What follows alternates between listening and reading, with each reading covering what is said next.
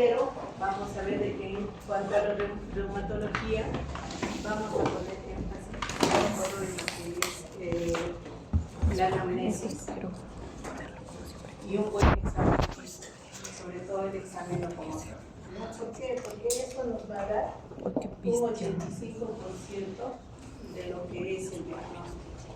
¿Qué quiere decir? Que en reumatología, si yo hago una buena anamnesis, hago un buen examen físico, probablemente ya llego al diagnóstico. Solamente los exámenes auxiliares van a ser para confirmar mi diagnóstico o netamente estadístico, ¿no? Muchas veces no se va a lograr establecer diagnósticos con los exámenes auxiliares, ya que lamentablemente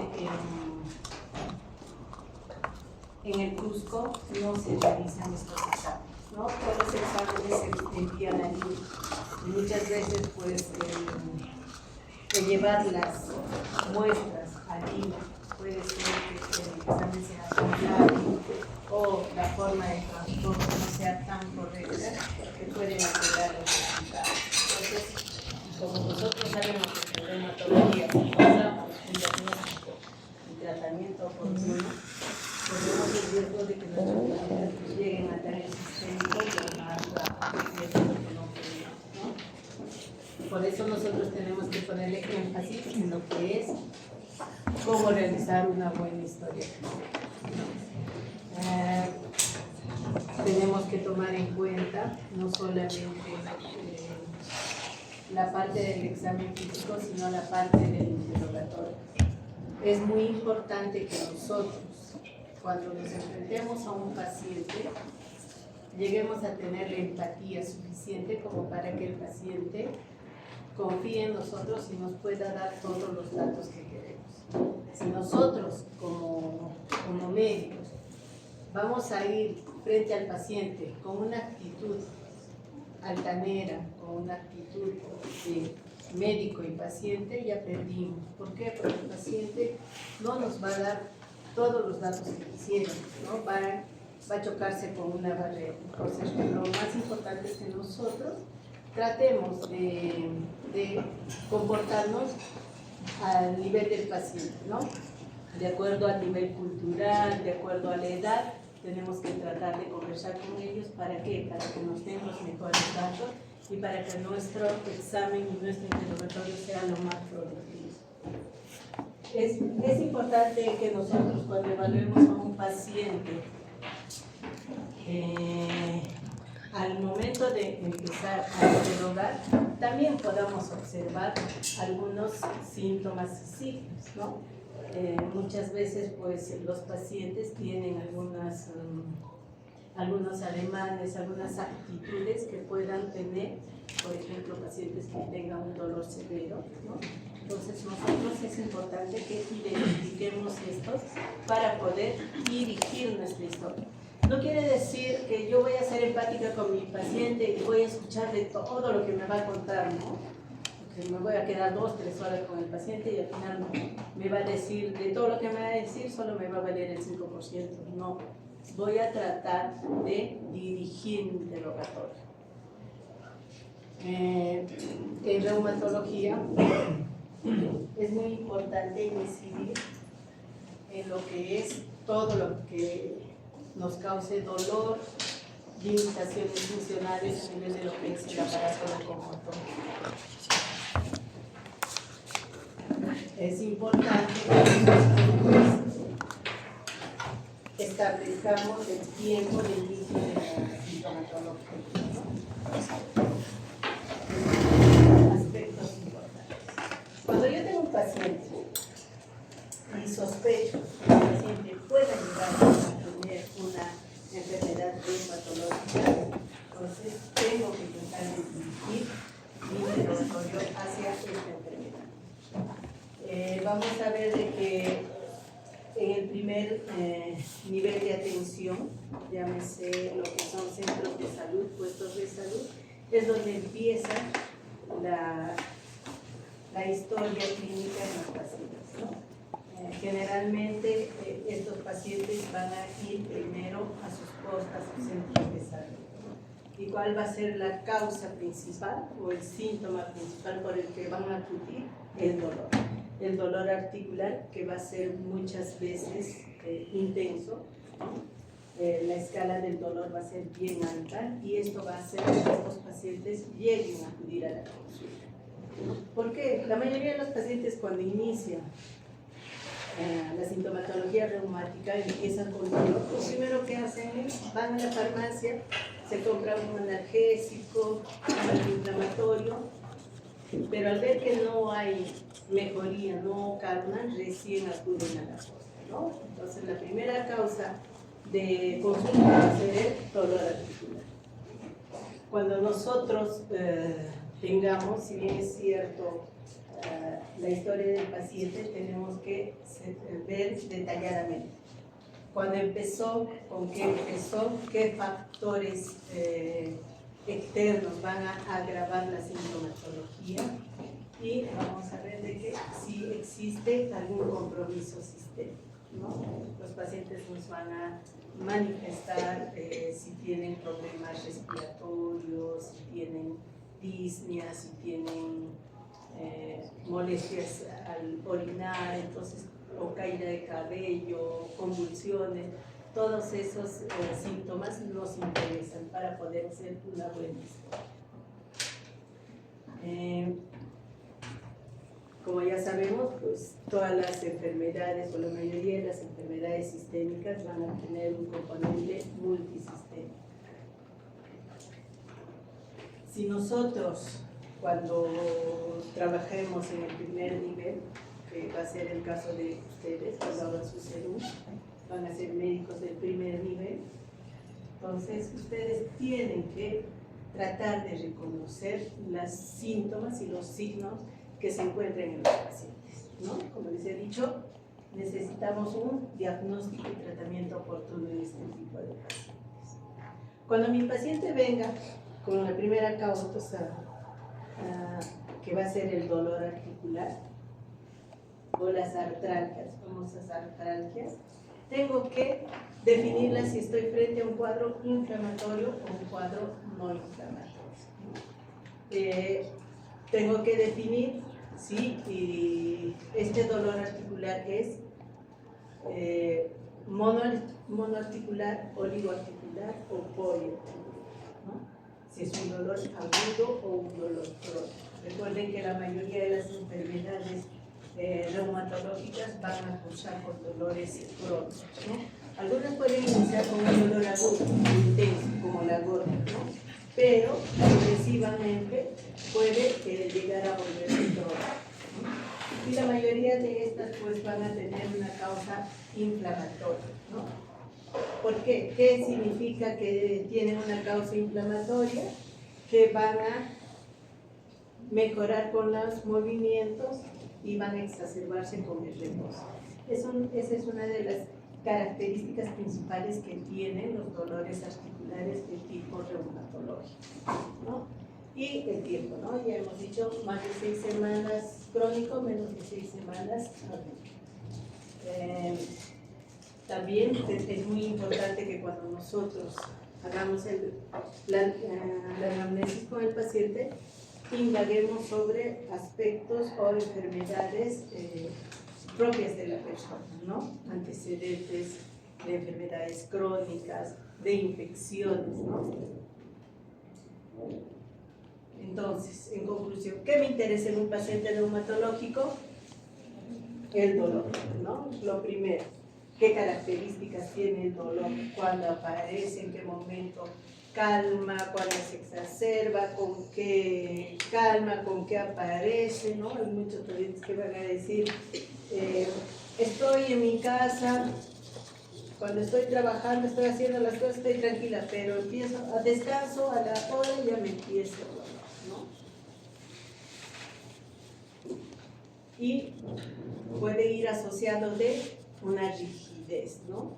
Que es muy característica sobre todo en lo que son las enfermedades que afectan a las articulaciones pequeñas, como la artritis reumatoide, que va asociada a una rigidez, sobre todo asociada al reposo, ¿no? Una rigidez somática.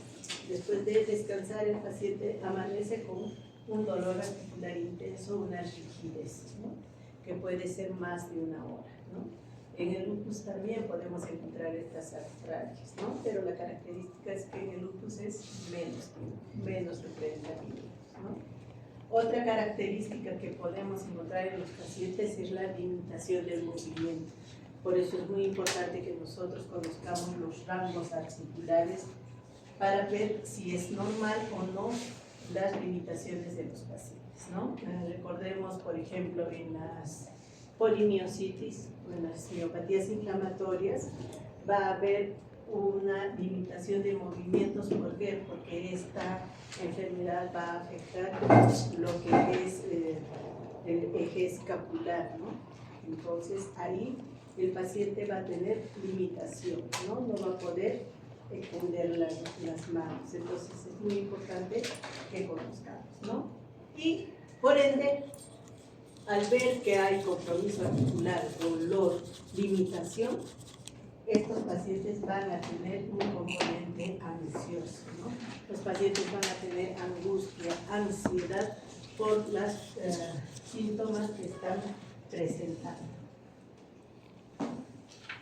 Entonces, para hacer una buena historia clínica, tenemos que, como les he dicho, primero, a mí me interesa la parte locomotora, en lo que es reumatología, ¿no? Cuando yo me dirijo a un paciente, tengo que hacerlo con el vocabulario que me puede entender, ¿no? A una persona de campo analfabeta no le puedo hablar con términos médicos, no me va a entender, ¿no? Muchas veces hay pacientes que no entienden, se desesperan y empiezan a llorar, ¿no? O sea, y te vas a enfrentar con ese tipo de pacientes. Entonces hay que tratar de hablarles con las palabras más sencillas posibles, ¿no? Palabras. Y las preguntas que les hagamos tienen que ser preguntas cortas, breves, de fácil comprensión. Este interrogatorio tiene que ser activo. ¿Qué quiere decir que debe ser activo? Yo le pregunto, me responde. Si no me responde, yo puedo ayudarle con algunas palabras. No dirigir mi interrogatorio a que me diga lo que yo quiero, pero sí, por lo menos, darle pautas a la paciente, ¿no? Si me dice la paciente, me duele mi mano, hay que preguntarle, ¿en qué momento le duele? ¿Le duele mucho? ¿Le duele poquito? ¿Necesita tomar algún medicamento para que le calme? ¿O le calma solo con un adhesivo, ¿no? Algo así, como para que el paciente entienda. Y es muy importante tener en claro la cronología de la sintomatología, ¿no? Es muy importante saber cuál es el síntoma que primero apareció, qué características tenía y de la fecha en que apareció a la fecha actual, cómo ha variado, ¿no? Esta sintomatología, se han incrementado los síntomas. Mi paciente me puede decir, hace un año que he empezado con dolor, me dolían mis manos, ahora ya me duelen mis pies también, ¿no? O no puedo mover la rodilla, cuando subo las gradas me duele. ¿Eso cuándo? Hace 3 meses, ¿no? Pero su dolor empezó hace un año. Recuerden que en reumatología, generalmente, la mayoría de patologías, cuando el paciente viene a la consulta, ya tiene por lo menos unos 3, 4, 5, hasta 10 años de iniciar la enfermedad, ¿no? Solo que no le han tomado importancia, le dolía, se iba a tomar analgésicos, le calmaba un poco. Cuando ya es mucho tiempo no calma, recién se aparece en la consulta. Lo que les he dicho, ¿no? 85% del diagnóstico me va a dar una buena anamnesis, un buen interrogatorio y un buen examen. Entonces, ¿qué datos me interesan de mi paciente? ¿La raza me interesa? Sí me interesa, ¿no? Porque hay razas más propensas para hacer algunas patologías. Por ejemplo, las vasculitis, la enfermedad de Takayasu, ¿no? Es más en mujeres jóvenes asiáticas. El lupus, ¿no? En razas afroamericanas, ¿no?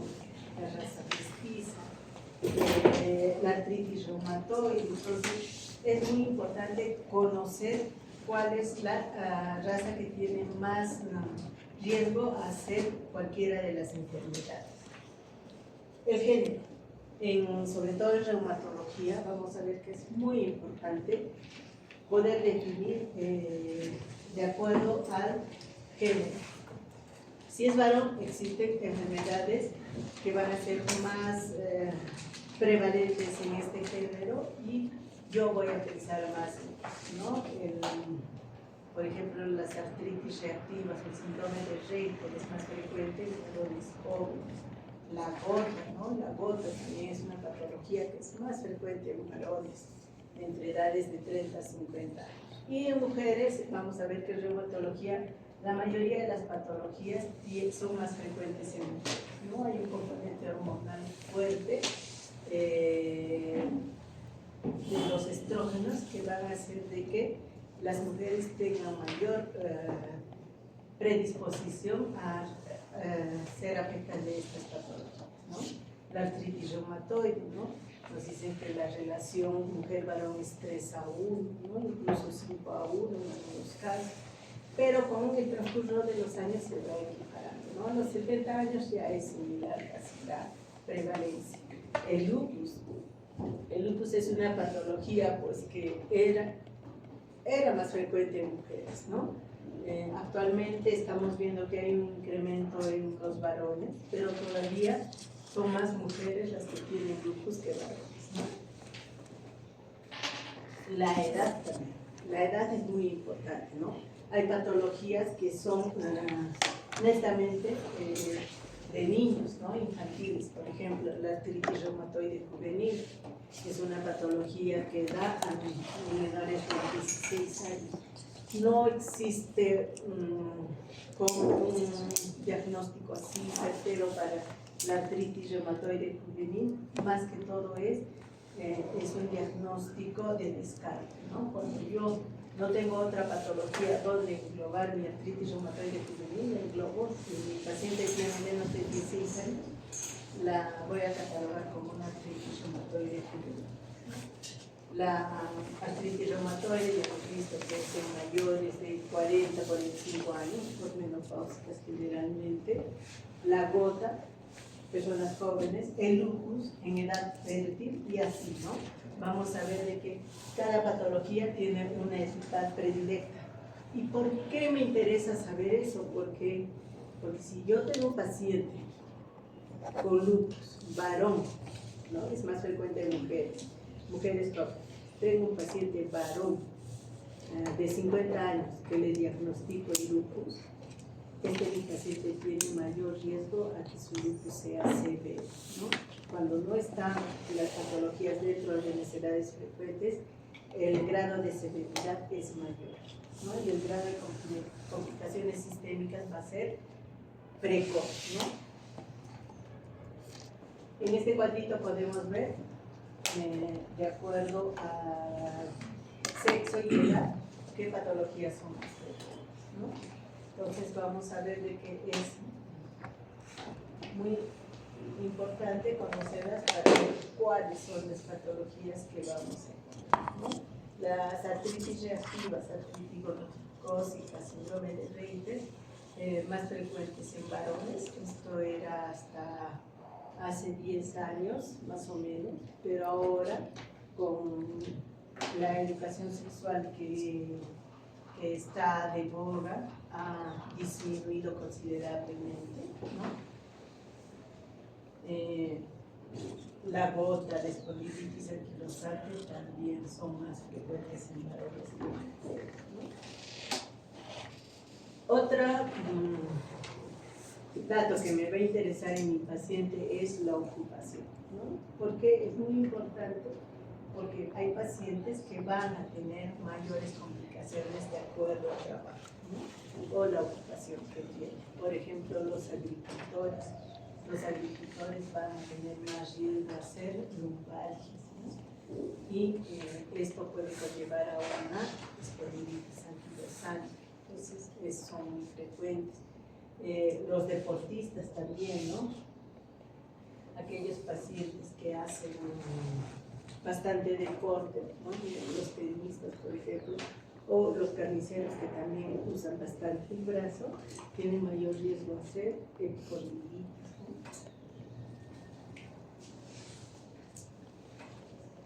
El lugar de residencia también es muy importante, ¿no?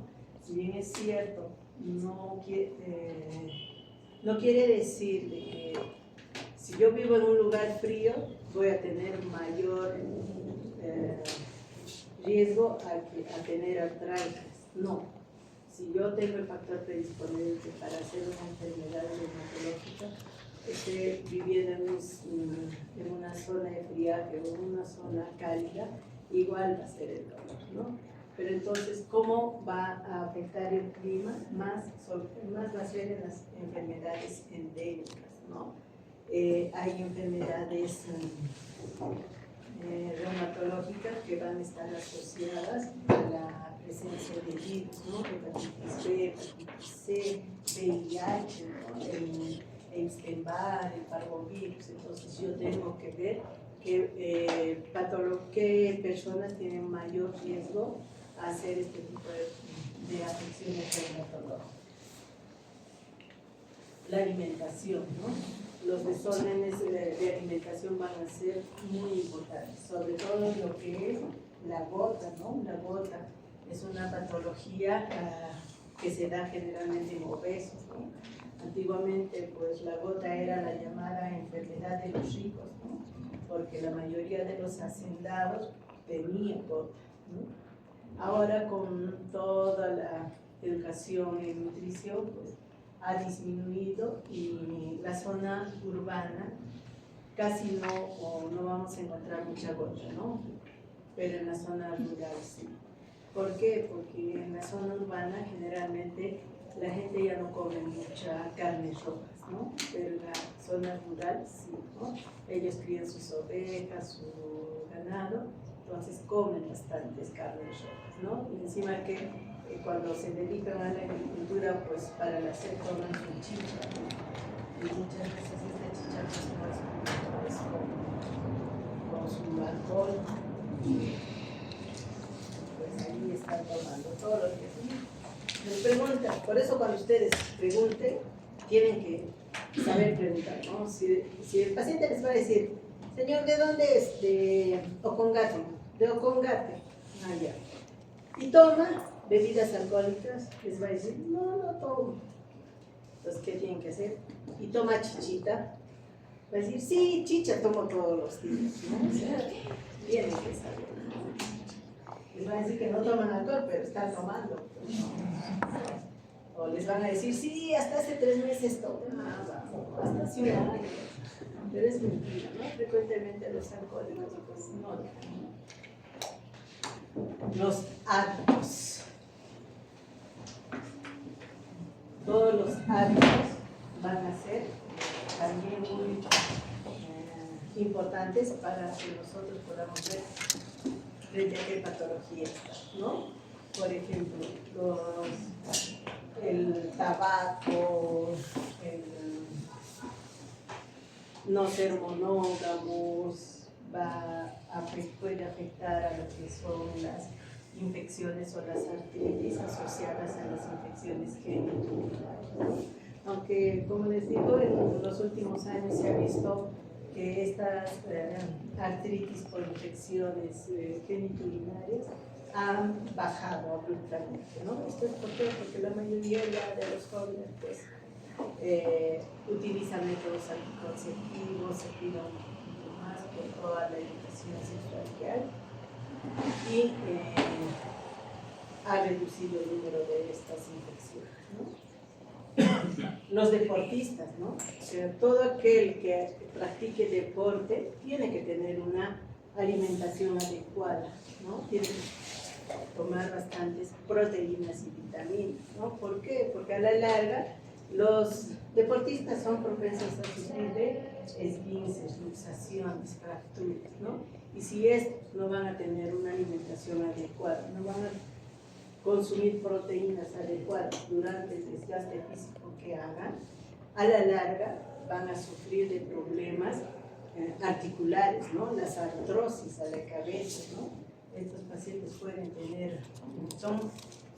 tienen mayor riesgo de hacer osteoartritis que cualquier otro tipo de pacientes. Así que si hacen deporte, chicos, tienen que alimentarse correctamente. Los antecedentes familiares. En reumatología, pues vamos a ver que todas las patologías tienen un componente genético, ¿no? Entonces, nos va a interesar sobre todo los antecedentes familiares de primer grado, ¿no? Ya sabemos quiénes son familiares de primer grado, ¿no? ¿Quiénes? Papás, hermanos, hijos. Nadie más, ¿no? Los abuelos, tíos, que sí podemos tenerlos en cuenta, sí, ¿no? Pero el riesgo es mayor cuando son familiares de primer grado. Y la presencia, pues, de enfermedades previas, patologías crónicas asociadas, el uso de medicamentos, ¿no? Vamos a ver, y hay un capítulo que nos va a hablar sobre todas las enfermedades endocrinológicas que van a estar asociadas a lo que son las enfermedades reumatológicas, ¿no? Y la mayoría de los pacientes que tienen una enfermedad reumatológica, llámese artritis reumatoide, artrosis, hasta lupus, pueden cursar con un hipotiroidismo, hiperparatiroidismo. Entonces es muy importante siempre descartar una patología endocrinológica. Y vamos a ver que al haber un daño sistémico también puede haber patologías asociadas, ¿no? Por ejemplo, patologías pulmonares, ¿no? El EPID en los pacientes con artritis reumatoide frecuente, ¿no? Enfermedades neurológicas, hematológicas, la anemia hemolítica asociada a lo que es el lupus, el PTI también puede estar asociado a un lupus. Los trastornos psicológicos, psíquicos, ¿no? Hay enfermedades que van a cursar con trastornos incluso psiquiátricos, ¿no?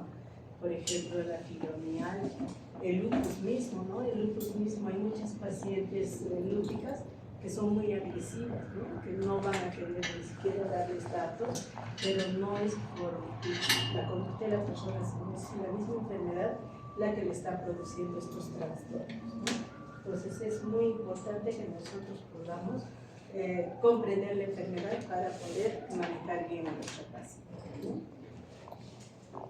¿Y cómo vamos a ver cómo evoluciona nuestra patología? Pues describiendo o tratando de indagar por cada síntoma que nuestro paciente presenta, ¿no? El dolor, vamos a ver si es un dolor mecánico, un dolor no mecánico, inflamatorio,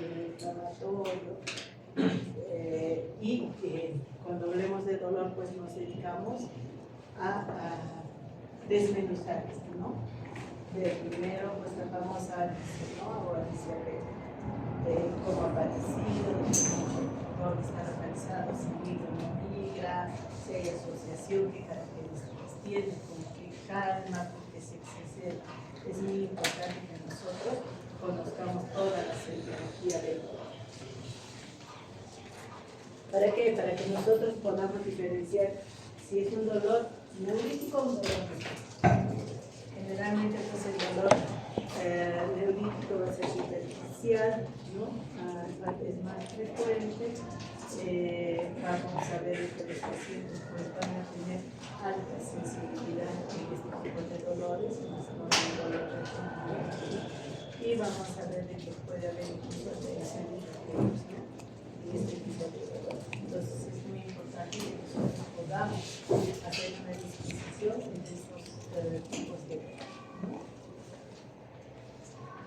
La duración de los síntomas también es muy importante, ¿no? Es reumatológico. Tenemos que ver si es un dolor súbito. Generalmente este dolor es mecánico, ¿sí? Traumático, ¿no? Las fracturas, las lumbares, ¿no? Un dolor agudo. Vamos a ver si es un dolor monoarticular o podría mejorar, como les he dicho, por ejemplo, en la gota. En la gota el dolor es agudo, ¿no? El paciente nos va a manifestar dolor posterior a haber estado expuesto a uno de los factores desencadenantes, ¿no? Como el consumo de bebidas alcohólicas, de carnes rojas, de mariscos, y nos va a decir, ayer era mi cumpleaños, he comido mi parrilla y para hoy día me duele mi pie, está hinchado mi tobillo, ¿no? Entonces es un dolor agudo. Y el dolor crónico o dolor agudo, ¿no? Que se va a instaurar progresivamente.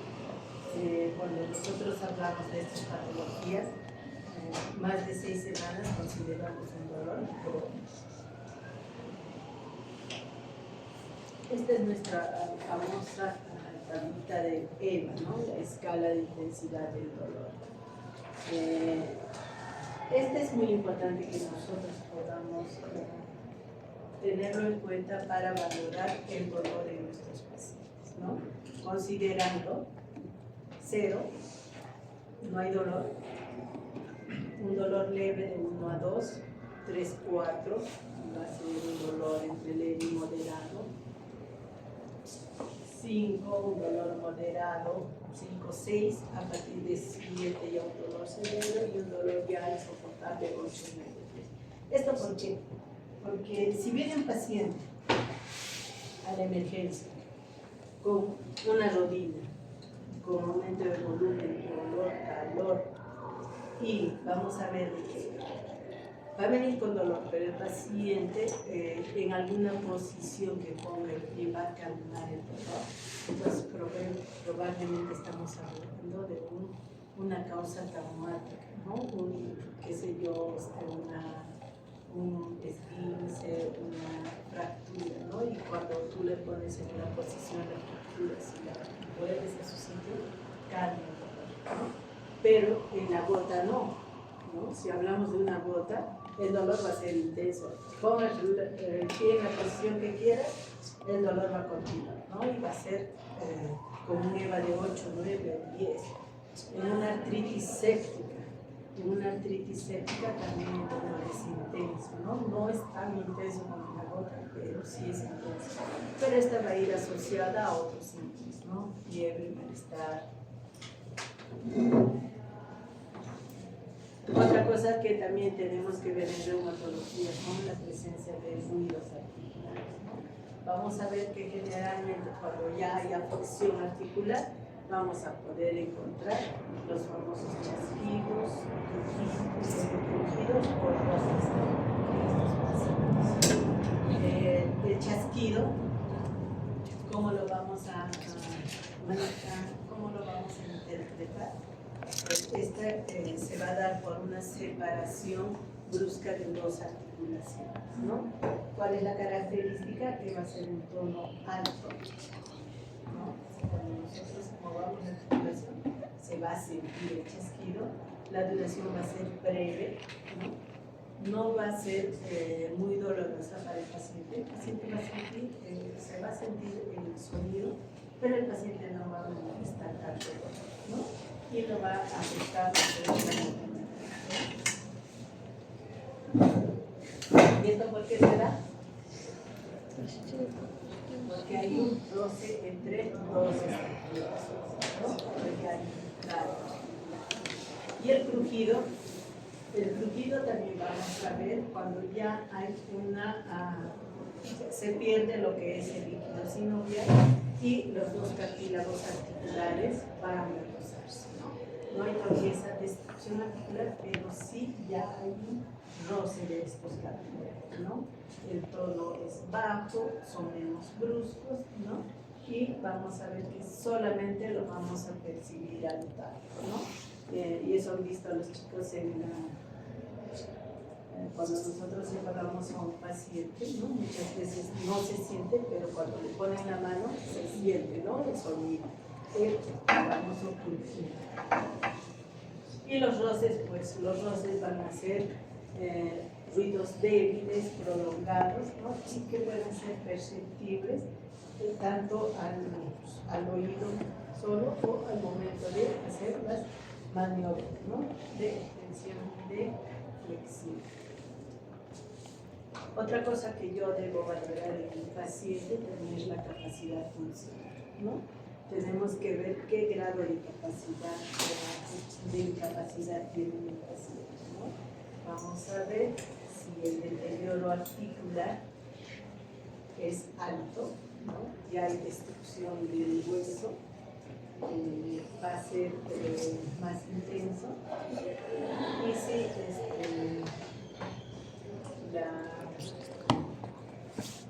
el dolor va a estar asociado a lo que es la inflamación.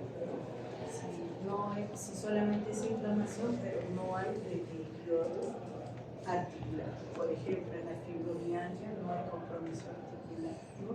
Pero sí va a haber un dolor intenso, ¿no? Y eso va a ser más porque van a estar comprometidas las fibras musculares.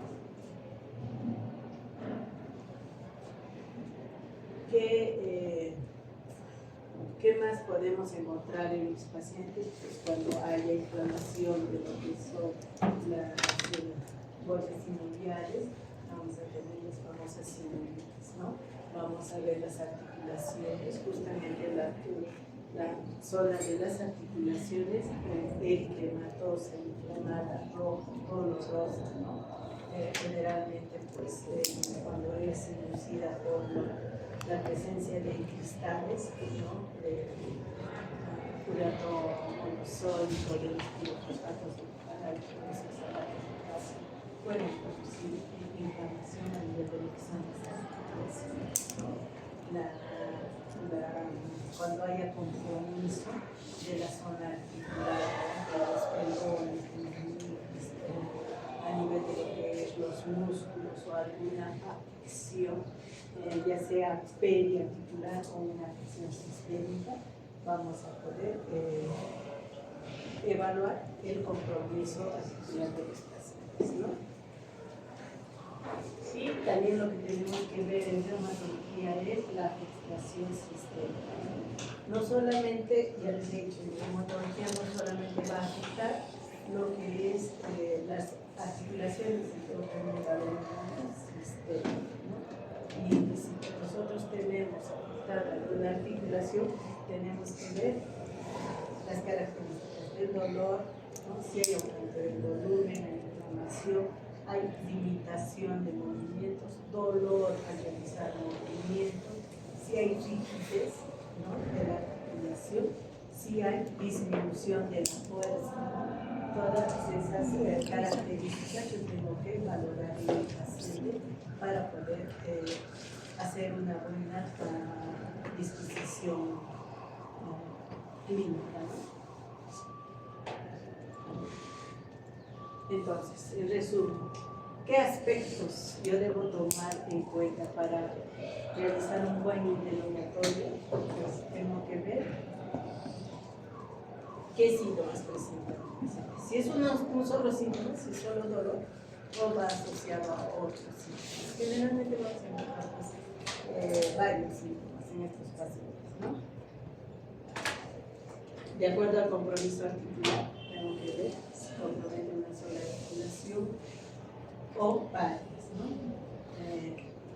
Si es una afección local o va a ser generalizada, ¿no? Vamos a ver pues, si existe un compromiso sistémico o solamente es afectación de una sola estructura ósea, ¿no? También vamos a ver si los síntomas son agudos o crónicos, ¿no? Si hay antecedentes familiares, qué factores han desencadenado la aparición de la enfermedad, ¿no? Y si hay algún grado de discapacidad. Recuerden que en la mayoría de las enfermedades reumatológicas nos interesa tratar, ¿por qué? Porque a la larga pueden producir una incapacidad funcional, ¿no? Entonces es muy importante que nosotros conozcamos eso. ¿Y cuáles son las 5 preguntas básicas que yo debo conocer para saber, para poder hacer una anamnesis, un buen examen? si mi patología es aguda o crónica. Aguda, Menos de 6 semanas. menos de 6 semanas. Crónica, más de 6 semanas. Si es sistémica o localizada. Sistémica, se afecta varios sistemas, ¿no? Por ejemplo, el lupus afecta corazón, pulmón, riñón, cerebro, ojos, el componente hematológico, es decir, múltiples sistemas, ¿no? Si la enfermedad es articular, periarticular, paraarticular o extraarticular, ¿no? Si es inflamatoria o no inflamatoria y cuántas articulaciones componen. Esas son mis 5 preguntas para yo poder hacer una buena historia clínica en reumatología, ¿no? Cuando yo examino a un paciente, me interesa ver la postura de mi paciente. Siempre que yo voy a examinar a un paciente, tengo que examinar de manera simétrica. Voy a examinar manos, tengo que examinar las dos juntas, ver cómo están, si hay simetría, si hay asimetría, si hay presencia de nódulos, cambios en la coloración, todo de manera simétrica, ¿no? Recuerden que hay patologías que son, que tienen compromiso simétrico, ¿no? Y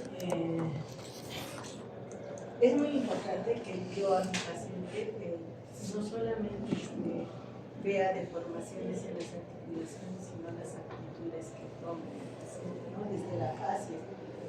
Como les he dicho, lo primero que yo veo en un paciente, si mi paciente tiene cara redonda, es todo cachetoncito, le voy a preguntar si siempre ha sido así o últimamente ha visto que su cara ha cambiado, ¿no?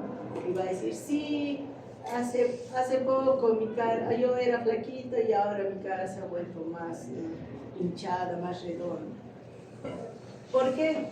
Porque me dolían mis manos y yo iba a la farmacia y me compraba corticoides, ¿no? Prednisona o dexametasona. Entonces es un rushing. Es muy importante, ¿no? Pues estos pacientes pues van a luchar con Cushing alguna. ¿Qué más?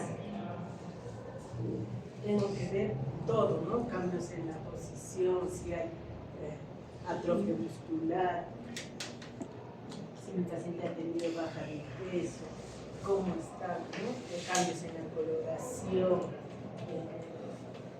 En las manos sobre todo voy a evaluar. Muchas veces yo al ver las manos puedo ver que no hay cambios en la coloración, pareciera que están normales, pero cuando yo toco a mi paciente voy a ver que los dedos están fríos y el resto del cuerpo está con una temperatura normal. Y esa es una de los signos que yo voy a encontrar en el paciente, ¿no? ¿Cómo se llama ese fenómeno? ¿Cómo?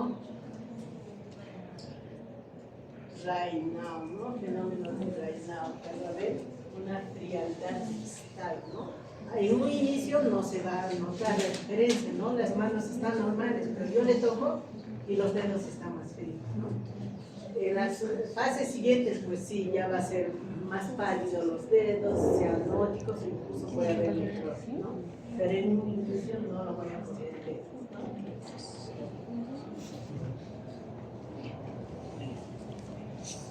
Entonces tengo que buscar todo lo que son, no solo síntomas, sino signos. Cambios en la temperatura, limitación de movimientos, dolor. Cuando yo toco a un paciente voy a ver si hay dolor, si hay una limitación, sobre todo en el uso de esa artrosis. Vamos a ver que hay una limitación en la movilidad de los pacientes, ¿no? Si hay presencia de nódulos, ganglios, todo eso tengo que valorar en mi paciente, ¿no? Y cuando yo haga mi examen, pues voy a ir a articulación coronal. ¿Qué maniobras puedo hacer? Generalmente todas las articulaciones, esto lo vamos a pasar cambio, en todas las articulaciones lo que yo voy a ver es la limitación de los módulos, ¿no? Siempre que yo examine, lo voy a hacer, puedo decirle a mi paciente que levante el hombro, ¿no? Y si no puede, ¿es activo o pasivo? Que mi paciente levante. Activo es cuando el paciente lo hace, ¿no? Y si no lo puede hacer, entonces yo lo muevo y veo hasta dónde duele, ¿no? Y ya me dice si le duele o no le duele y más o menos a qué altura. Con eso yo voy a ver si hay limitación de los movimientos, ¿no? Tengo que saber esto que ya ustedes ya deben de dominar, ¿no? Qué músculos son los que están comprometidos en cada maniobra, ¿no? Igualito en el codo, ¿no? Hombro, codo, y así, todas las articulaciones tengo que ver si hay deformaciones, si hay tumefacción, si hay calor, si hay presencia de nódulos, si hay los famosos tofos, ¿no? Miren, estos son los famosos tofos, ¿no? En un paciente con una artritis gotal, con una artritis gotosa o una gota topácea, ¿no? Los famosos nódulos que van a producir deformación, ¿no? Y en la otra, pues vamos a ver la presencia de una placa eritematosa, ¿no? Que se da en las artritis psoriásicas, ¿no? Vamos a ver pues las famosas bursitis, ¿no? Y se está sacando un examen para ver el contenido, ¿no? Si vemos que es un contenido purulento, sospechamos de una probable artritis infecciosa, ¿no? Y eso necesita de inmediato antibiótico. Entonces tenemos que hacer todas las maniobras, ¿no? Primero, inspección, luego palpación, ¿no? Y hacemos todos los movimientos que podamos ver en los pacientes, extensión, flexión, pronación, abducción, para poder ver dónde está la limitación y de acuerdo a eso poder ver cuál puede ser mi patología probable, ¿no? Si yo voy a encontrar pues la presencia de nódulos, voy a sospechar si son nódulos en todas las articulaciones, puede ser una gota, ¿no? Si es un paciente varón, ¿no? Voy a ver que en artritis reumatoide puede haber también nodulaciones, ¿no? En fases avanzadas. Entonces es muy importante que nosotros podamos valorar, ¿no? Cada movimiento del paciente. En un paciente reumatológico el examen físico es bien detallado, ¿no? Lamentablemente nuestros hospitales no le tomamos mucha importancia a lo que es la parte reumatológica.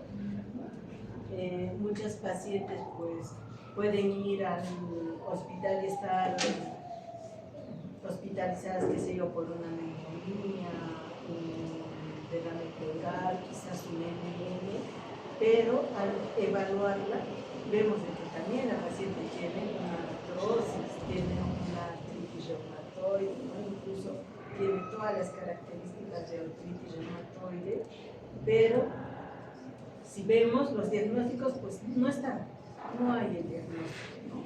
Una artrosis, ¿no? En todas las pacientes adultos mayores deberíamos incluso considerar la osteoporosis como diagnóstico. Lamentablemente no se considera, ¿no? Entonces vamos a ver todas, ¿no? Las miembros superiores y miembros inferiores tengo que hacer un examen, ¿no? Tengo que saber cuántos grados tiene cada arco de movimiento para yo poder valorar, ¿no? Inclusive no es necesario que se aprendan todos los grados porque es muy tedioso, pero sí traten de ver la manera normal, ¿no? Entre ustedes mismos se pueden examinar, ¿no? Y ver, ¿no? Si hay alguna hiperflexibilidad, ¿no? para poder ver en qué patologías podemos encontrar en nuestros pacientes, ¿no? Por ejemplo, estas son manos, miren, es una